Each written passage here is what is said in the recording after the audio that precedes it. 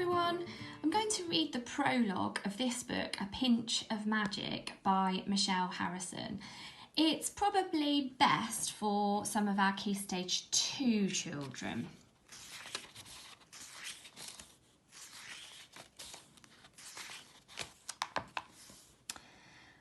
The prisoner gazed out of her window. It was one of 4 in Crowstone Tower, the tall stone cage in which she was being held.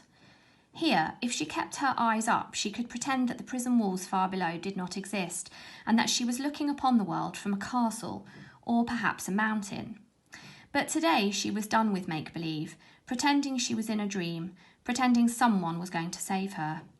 The girl wrapped her arms more tightly around herself against the cruel wind that whipped through the bare windows. It smelled of the marshes, briny with a whiff of fish. The tide was out, leaving only a vast expanse of mudflats stretching before her. In places she could see gulls pecking at stranded fish, tussocks of marsh grass, and a battered, abandoned rowing boat. A tendril of her long, tawny hair flew in between her lips. She tugged it free, tasting salt, and leaned over the cold, scratched stone sill as far as she dared. The windows were not barred. They didn't need to be. The height of the tower was deterrent enough. The noise of the crows circling outside was constant. At first she had thought of the birds as friends, chattering to keep her company.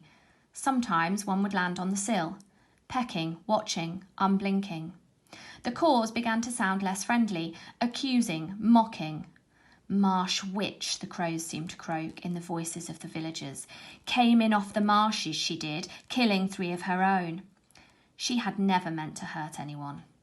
The scratches in the stone stretched the length of the windowsill, one for each day she had been imprisoned.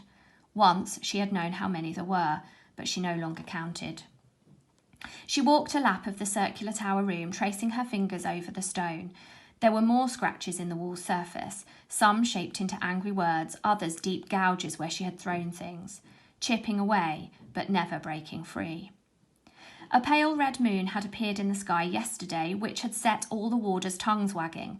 The moon being visible in daylight was a bad omen at any time, but a red moon was worse still. A red moon was a blood moon, a sign that wrongdoing was afoot. The girl explored the rough stones until she found the small gap in the mortar which she had discovered when she hadn't long been in the tower, assessing the walls for possible footholds. When she had still had hopes of escaping. In the crevice she had wedged a broken chunk of stone, hidden from the prison warders.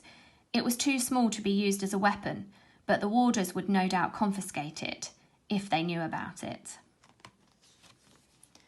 So if that's whet your appetite, it's A Pinch of Magic. 3 sisters, a family curse, and a pinch of magic. I'm sure your parents will be able to get hold of it online for you if you fancy having a read.